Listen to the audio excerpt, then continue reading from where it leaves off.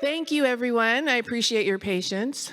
I'm going to get up here and then get down. But I need to, have a little bit of for the very last session for the day. My name is Trisha Blake. If you're new to the room, I've been here since this morning at 11:30. And I am the track chair for collaboration, education, and training. This last session, allow me to introduce, welcome to the Great Debate. What is the Great Debate? Should college be virtual? Team VR will feature Steve Grubbs, CEO at Victory XR, which has already created, digital twins for 12 university campuses. Then we have Team No VR. Team No VR. I'm coming. Here. No pressure.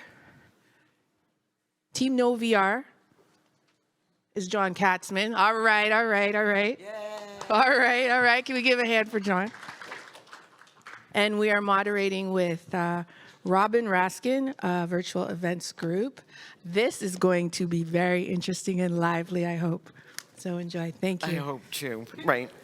Hi, everybody.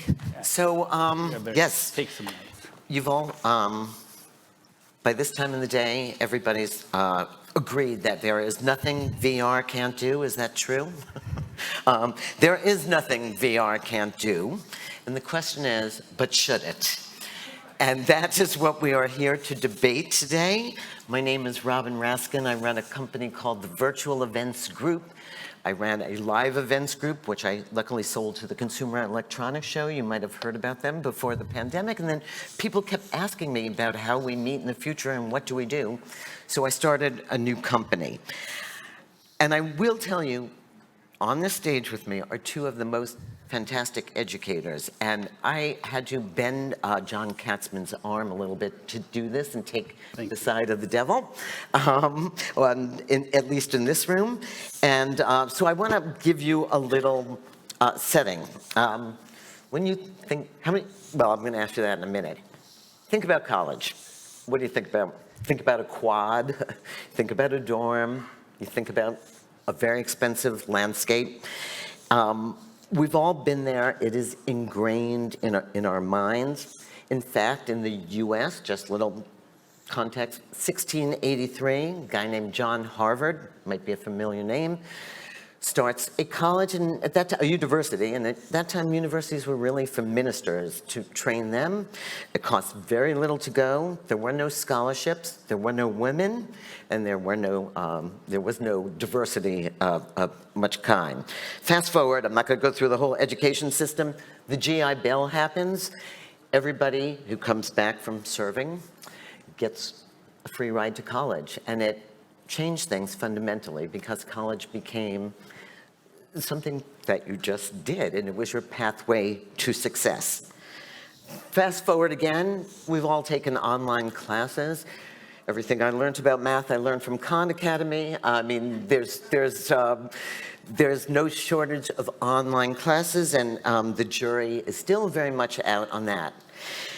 Fast forward a little more, and we just went through 2 years of the greatest online learning experiment, and that was called a pandemic, and where everybody pretty much all over the world was forced, like it or not, to learn virtually somehow or another. So that, and the results are coming in, by the way, and I don't want to jeopardize this debate, but I will say there are mixed results, and that's what brings us here today. So we're going to decide together, with a little help from our friends, whether we're all going to go to college in VR glasses or some equivalent, or we're all going to continue to enjoy a physical experience. There is a mid-ground. We're not going there for the purposes of debate. And we've seen pros and cons on both sides of the equation. So first, let's see who you are by asking you, how many of you attended college? Okay, well, that's pretty easy. I would say we're there, 100%. How many of you loved going to college? That's a little more mixed, but we're still there. How many of you think you would get the same education in a virtual classroom? We've got quite a number, but our numbers are going down there. And we do, just to sort of summarize, and we're going to take this debate. Let me tell you how this is going to work. We're going to have 10-minute sprints. We're going to cover the major problem, we're going to cover the cost problem, and we're going to cover the engagement, retention, community problem or issues. And then we're going to debate. If this all works, there should be a timer coming up in 1 minute. And I'm going to keep these things in your head because these are just some of the issues. And if you read the newspaper, well, let me ask one more question. How many people work for colleges or universities? Okay. So you know that enrollments are changing, that there are more alternatives than there have ever been before, from trade schools to badging to gaming to internships. Student debt is a serious problem. And so those are just some of the issues we will touch on. So I'm going to start with John Katzman. Now, how many of you took a Princeton review course before going to college? Me too. So John was the founder of the Princeton Review, and then went on to he'll tell you, Tutor, and now is chairman and CEO of Noodle, correct? Yes. And John is going to take our Is College Broken?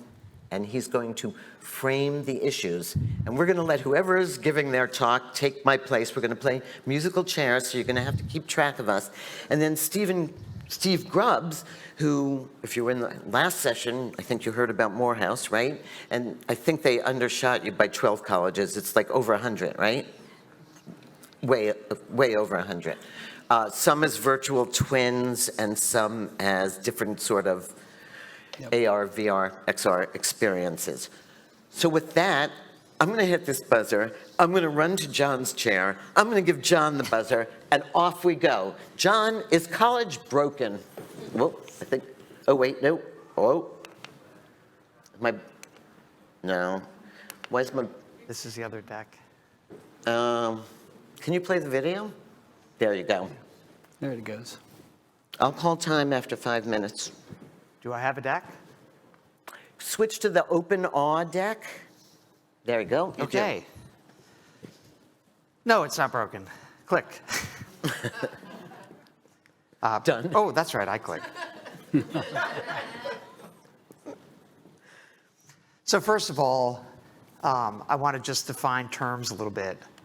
When I think about virtual college, should college be virtual? What I'm speaking about specifically is not should we use some good tools in our classroom, but do we need to go to a campus at all? Can we make the entire experience virtual?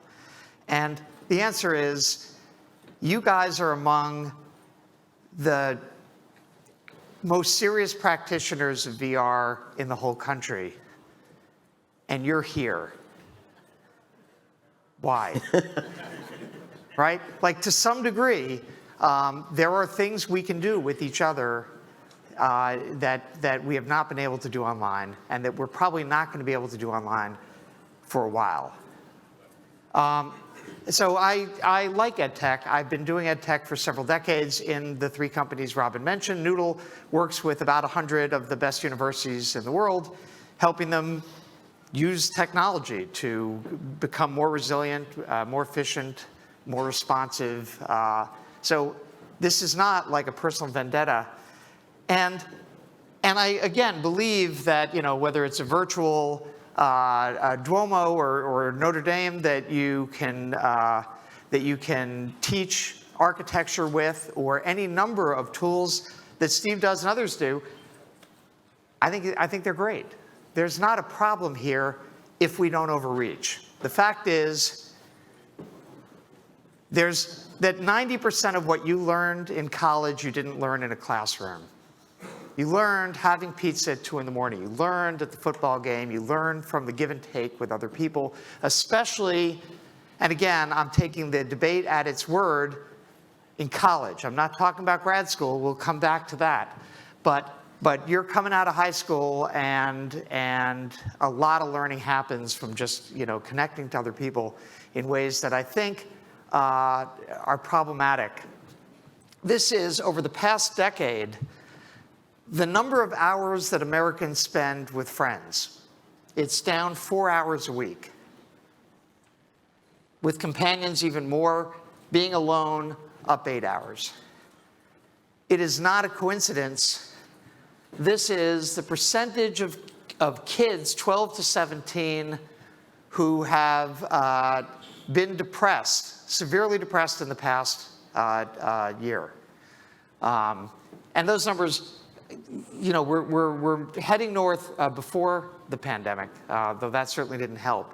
And, correlation isn't causality, but it's a pretty good guess that there is an issue with being alone, and the more collaborative things are, the better, and virtual that's done collaboratively is better than virtual where you're the only person in it. But the fact is, the mix of human interaction, of actual human interaction and technology is where we all should be steering, especially until we know that this isn't causal. When I speak to grad school or lifelong learning, the situation is a little bit different. And you have a community, you have a family, you have a company. Is my time up? No.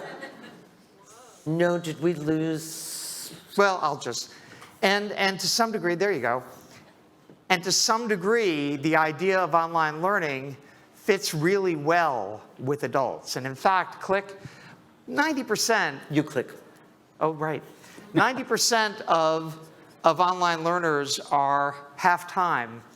And that makes a lot of sense economically. The fact is that when you're age 20, you just aren't worth that much money. The opportunity cost of going to college, of working full-time, is relatively limited. As you get older, the opportunity cost goes up, the difficulty of going to a full-time environment goes up. And if you're in a full-time environment and college is going to be half-time, all of a sudden things like VR make a great deal of sense. So the answer might be it depends. Finally, to those of you who are my age, which is almost nobody, there's William Shatner in SNL like a million years ago talking to a Star Trek convention and ending up saying, like, you've got to get out of the house. To some degree, we want kids to get out of the house, and overreaching in our technology is ultimately counterproductive both to kids and to the technology itself. All right, he yields his time.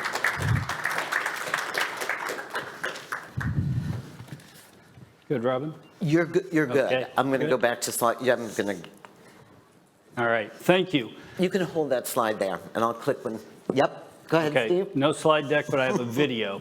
So I actually spent 10 years as a high school debate coach, and I coached our students that you have to find clash. And it would be easy for John and I to both agree that there's value in certain cases in learning in virtual reality, but that wouldn't be much of a debate. So I'm going to take the position that learning in virtual reality not only is superior to learning in a classroom with a live professor, but it's also you are also able to learn your entire coursework in virtual reality in this day and age and do it better. So I spoke at the Illinois Institute of Technology in Chicago not that long ago, and their president, Raj Echambati, said this, and I wrote it down because I thought it was insightful. Quote, restricting access for education to those who can come onto our campus is, by definition, exclusionary. True inclusion implies educating students anywhere, any place, any time. So I would suspect that everybody here believes that we need to strive for greater equity, greater inclusion with education. And if that is our goal, then the old ways of doing education business, expecting students to leave their homes, travel across the country or drive across town to go to a campus, walk park their car or get off the bus and walk to class and sit there for 45, 50 minutes listening and learning, and then maybe head to their next class or maybe head back to their dormitory. That is a way that, yes, still works, but is not as successful as learning in a fully immersive 3D campus virtual reality world. I want to show you a video now, if we can roll the tape, Johnny. It's just a quick 60-second video of our cadaver lab, and I'm going to draw some conclusions from this cadaver lab.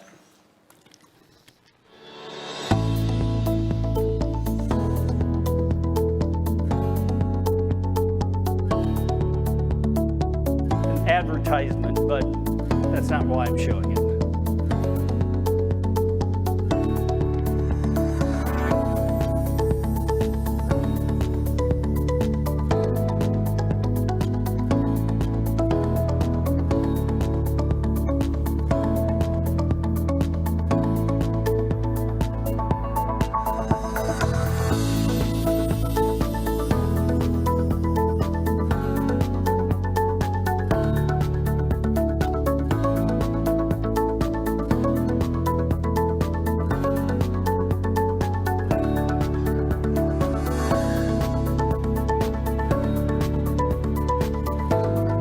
Thank you. What I want you to take from this video is not just that, yes, we can have synchronous learning in a virtual reality space, but take from it this. The amount that students retain, the amount that they learn, the ways that they can learn are superior than the ways that I had to learn, that most of us learned. Think about this. How many times, now maybe most of you didn't interact with a cadaver, but for those of you who did, maybe you got to hold the heart in your hand, but I bet none of you stepped inside it and looked closely at the ventricles and the cavities and the plaque in the arteries. That is possible now. And if you look at the PricewaterhouseCoopers PwC study done by our friend Jeremy Dalton, who I think is here, they learned 3 things. They learned more than 3, but 3 that I'm going to talk about. 1, students learn 4 times faster inside a virtual reality world. Number 2, they are 4 times more focused on the content. And number 3, they are 375%, or 3.75x, more confident to act on the information that they learn. So think about that. A lot of times we're taught something, but we're a little unsure. If, I can remember when I got a boat, and, the guy showed me how to drive it, but then the next week I was like out on it by myself, and I was not confident at all. If I had had a simulator to learn how to drive that boat, I would have been very confident, 3.75x more confident.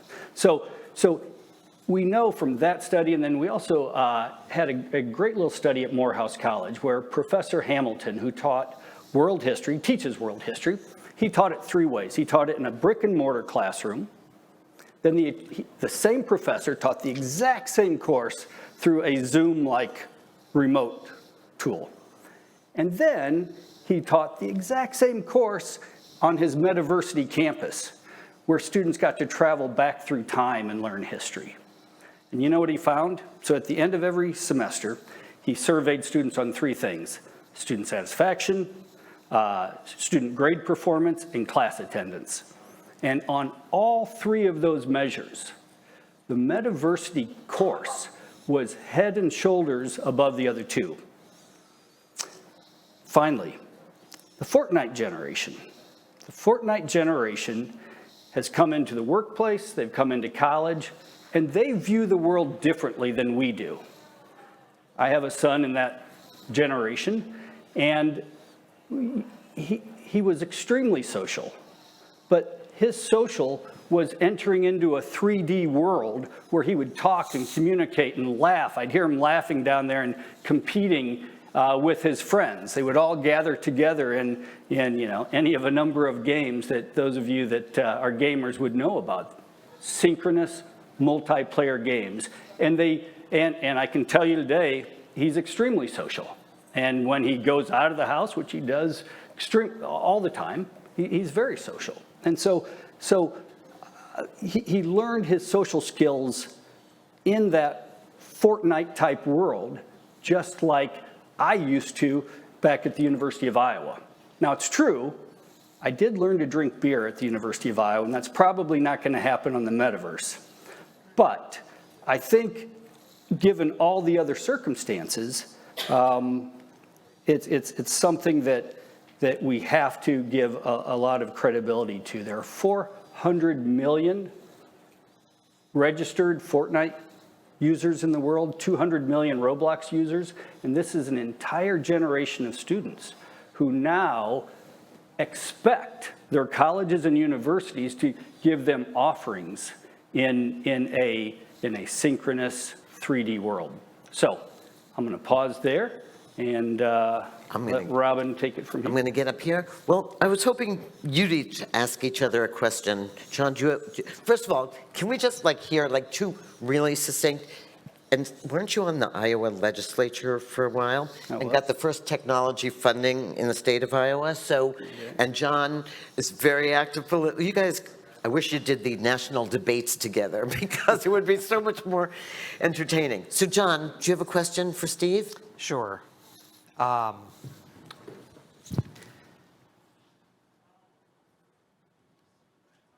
Teaching and the interaction between students and faculty in particular is the most correlative thing to long-term life satisfaction. Like, your engagement with faculty turns out to predict your engagement with work and a whole bunch of other good things. Do you believe that online VR learning should have the same ratio of students to faculty? And if it does, how does it affect cost? So that's an extremely interesting question right now, and here's why. So first of all of our life experiences, the paradigm that we go from is either A, learning in person, or B, the remote online learning that we know now basically through Zoom. Through Zoom, you really can't develop that relationship. But in a metaverse world, on a metaversity campus like Morehouse College and some of the others, the students can fist bump, they can break into small groups and work on projects, they can have conversations with their professor, they can travel the world together and be back by the end of class. But what's also interesting is something that's a little less personal. And what we've been working on and others are working now are conversational AI avatar professors. So I'm a big Star Trek fan. So if you think about Star Trek Next Generation, they had Data.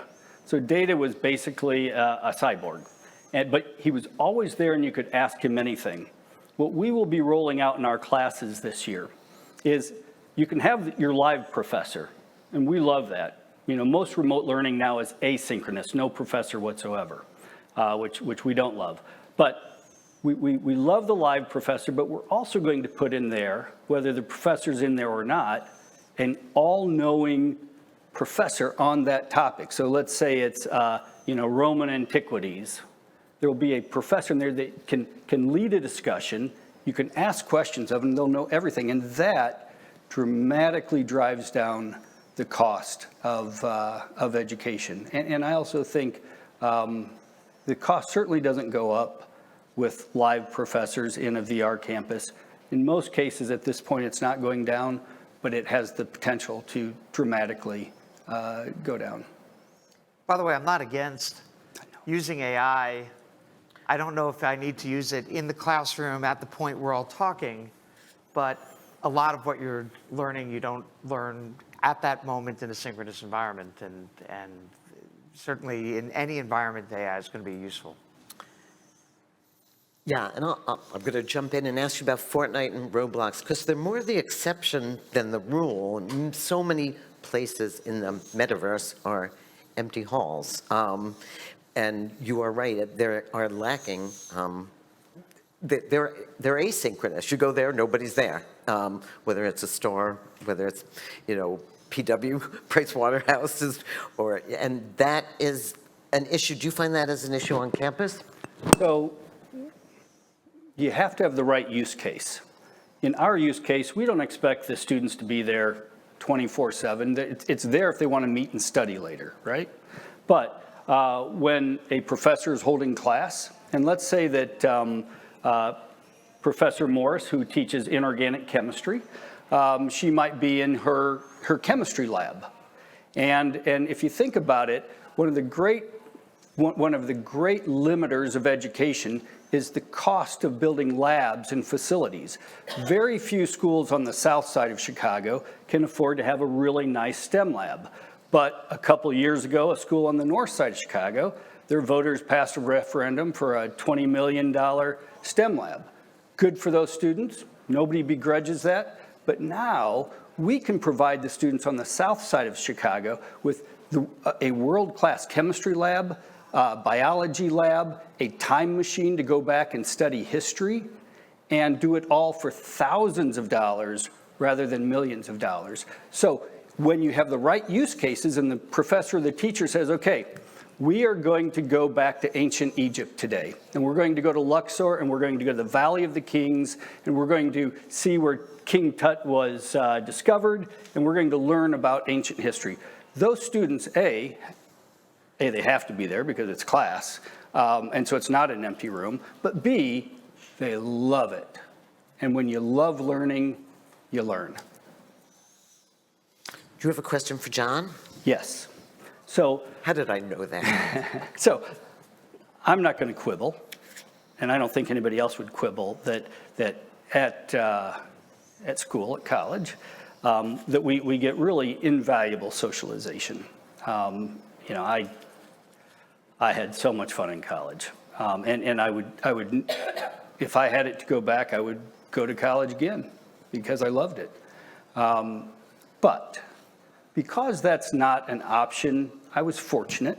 My father is a school teacher, but there were a lot of kids in my end of town, a very blue-collar end of town, who weren't as fortunate as myself.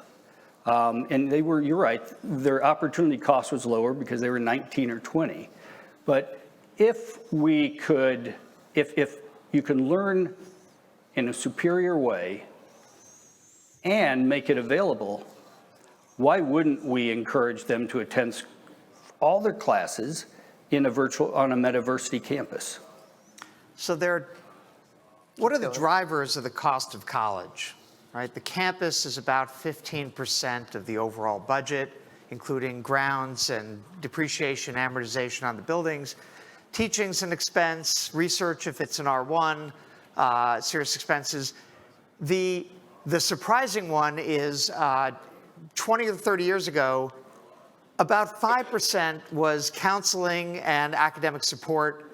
That's now 20% on campuses. The one number that's dramatically changed is that the kids, for probably the reasons we're talking about, are coming in at a much different place emotionally, needing a lot more support than they needed even 20 years ago. And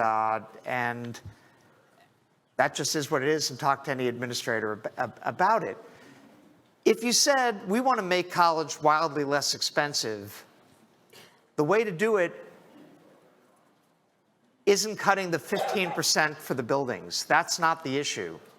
In fact, the actual cost of college has been flat to inflation for 20 years. What's happened is every year, the colleges have jacked up their stated tuition, and they've given that money back to disadvantaged kids. Like the average kid is paying about what he's paying, again, adjusted for inflation. Wealthy kids are paying more, disadvantaged kids are paying less. Largely, that's been driven by a defunding of education across the country. If we want to make college more accessible, we just have to pay for it.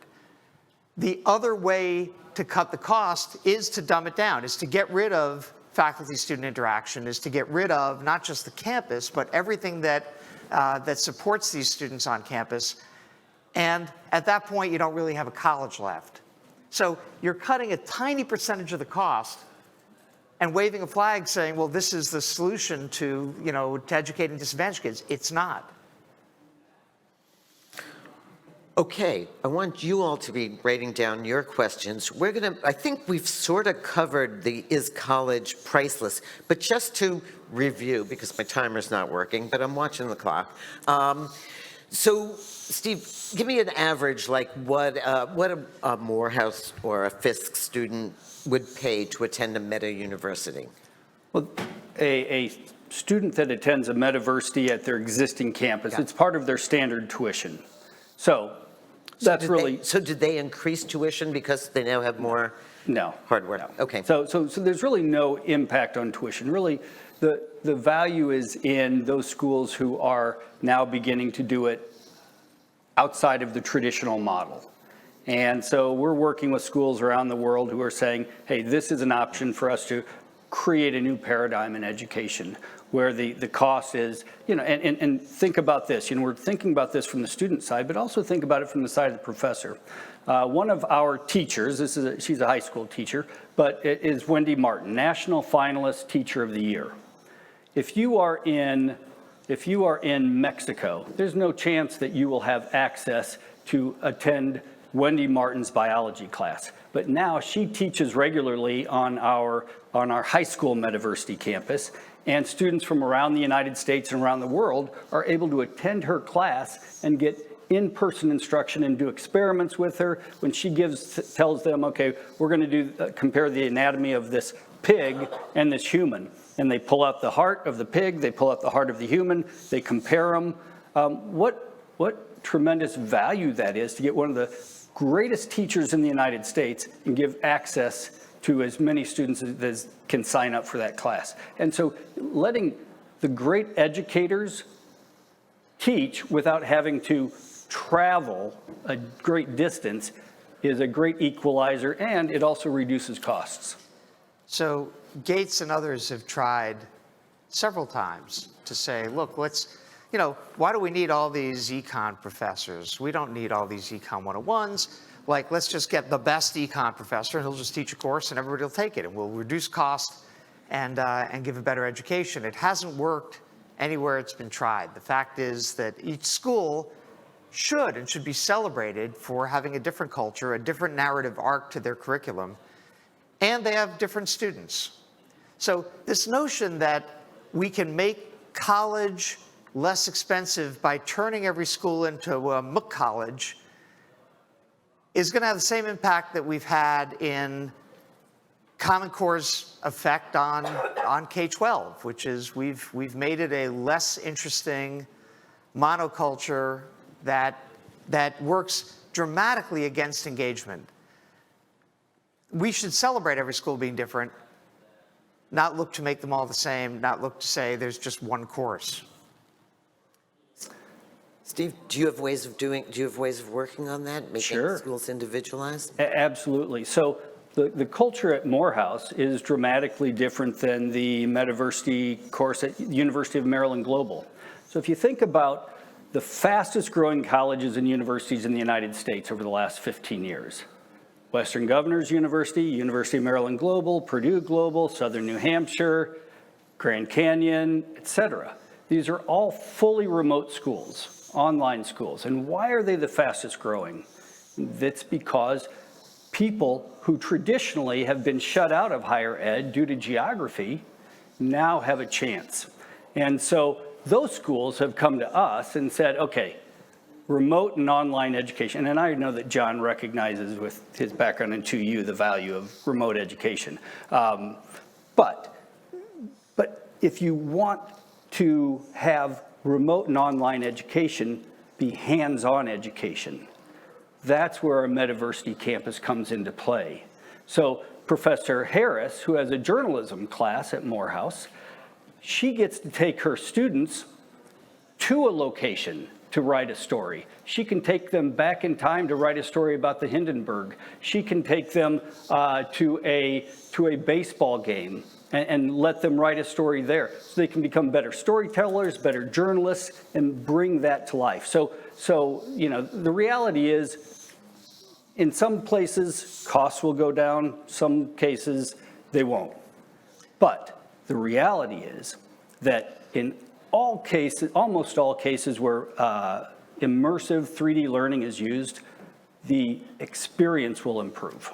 So just to be clear, I'm in favor of using immersive experiences, whether it's an online program or an on-campus program. I think it's tremendously powerful stuff. If you think about the cost of learning design, right? It's some amount of reading in a course. It's some amount of just some video of a professor talking, and that's cheap.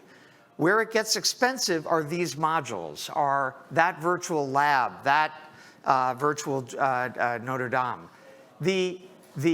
Those objects can be shared, they can be created and propagated, and they can be part of a learning experience that's really powerful. I'm just saying it doesn't replace the rest of the learning experience, and sometimes you overreach and it is counterproductive. Yeah. Just to note, those schools that have grown, A, service adults by and large, and B, have eaten the lunch of the for-profits, or in one case of a school you mentioned, is a for-profit just by another name, they're not servicing traditional college students. And so when we talk about adult learning, some of these things are a little bit fuzzier.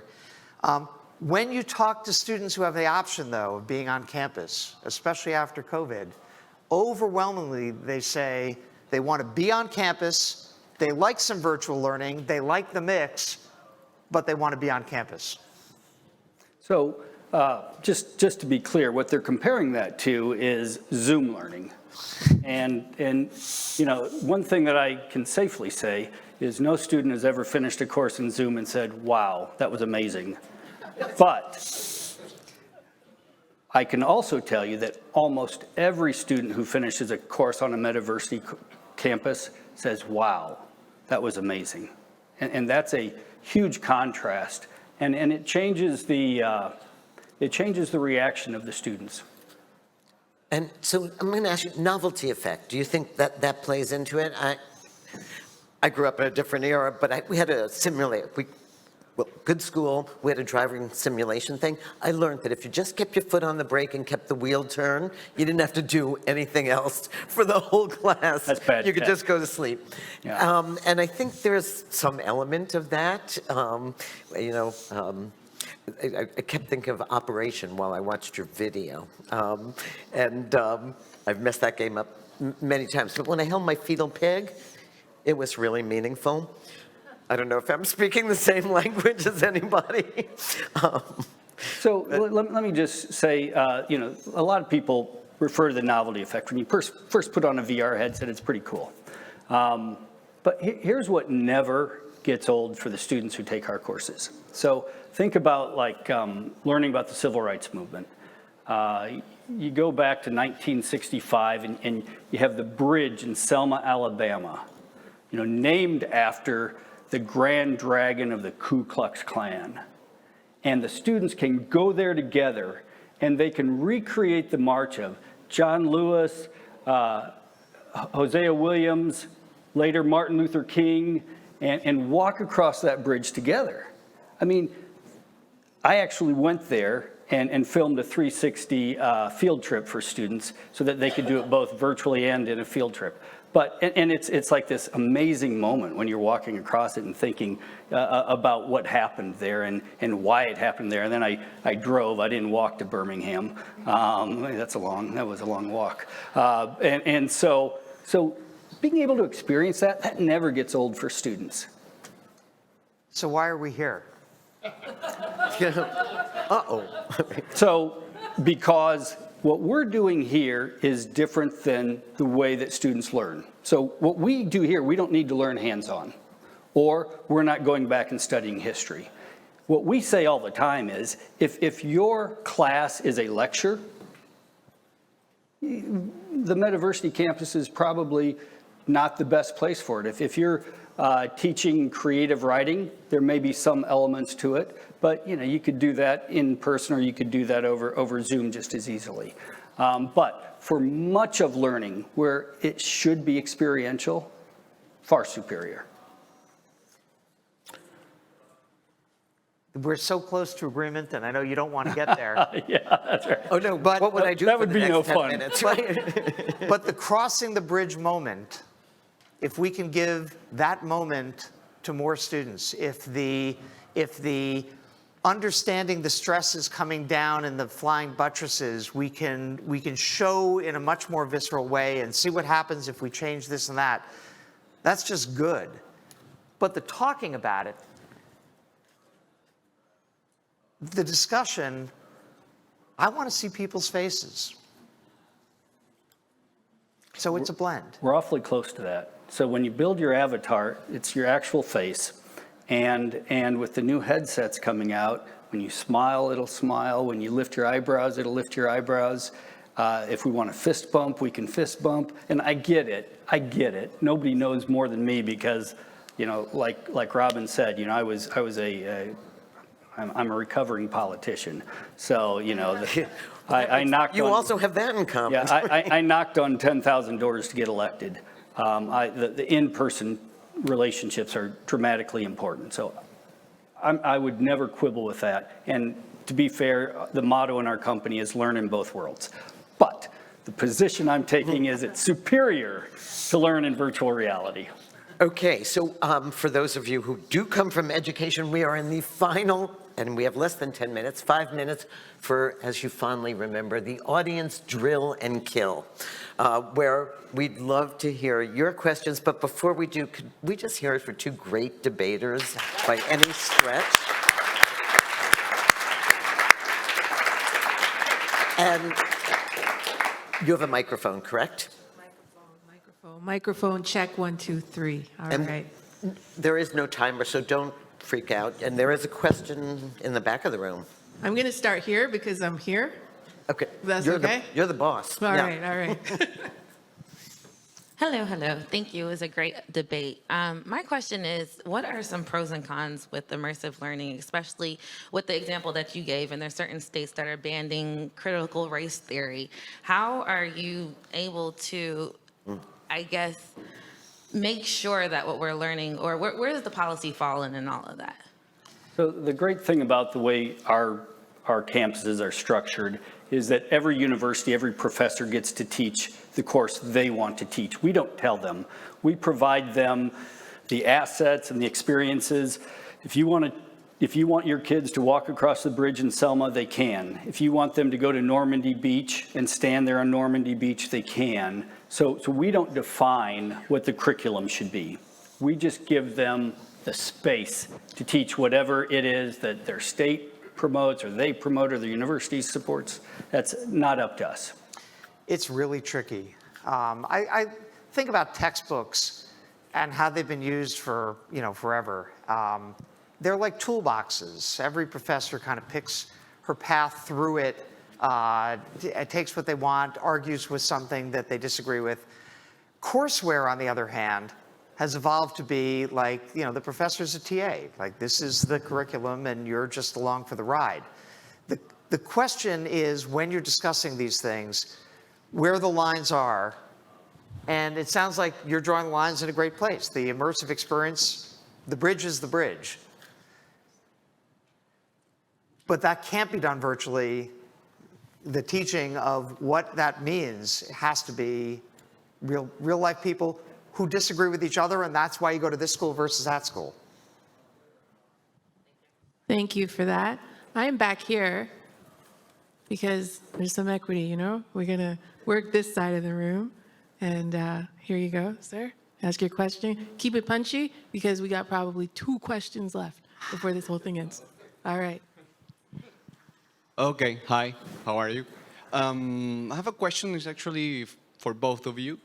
What will be the role of immersive technologies in education in contrast of the role of the LMS and the content creation during the class and post-class? We're doing a lot of fun stuff right now with what I think of as the biome of education, that there's the work the professor's done both synchronously and asynchronously, and then all of the stuff that students and other people coach each other for class 1. Somebody coming in and saying, you know, before you take this class, you better go bone up on your trig, and here's a good link to some Khan Academy video. How the professor curates other people's thoughts as to what might be useful to explore, what might be useful to pre-chew before you walk into class, I think is a really interesting part of this thing. And I don't think you're ever going to create the perfect course just right out of your head. It's going to be a collaborative experience with your students. Thank you for that. Let me just comment real quick on that. You know, when I first started designing these VR experiences, I did it sort of out of ignorance, and like the early days of our assessments were multiple choice, A, B, C, D. Then I hired a curriculum specialist, and she told me how stupid that was.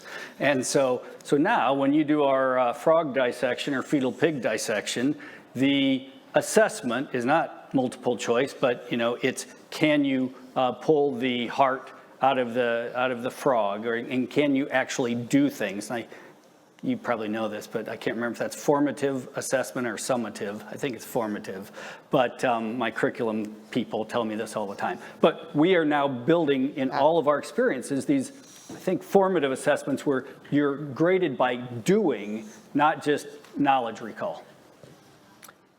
I think we have 9 seconds left, and I'm going to try and be prompt, but you can definitely come up to the stage and ask our panelists questions. Definitely go out to wherever, I think in the courtyard tonight, and immerse yourself in more conversation, but no hybrids allowed.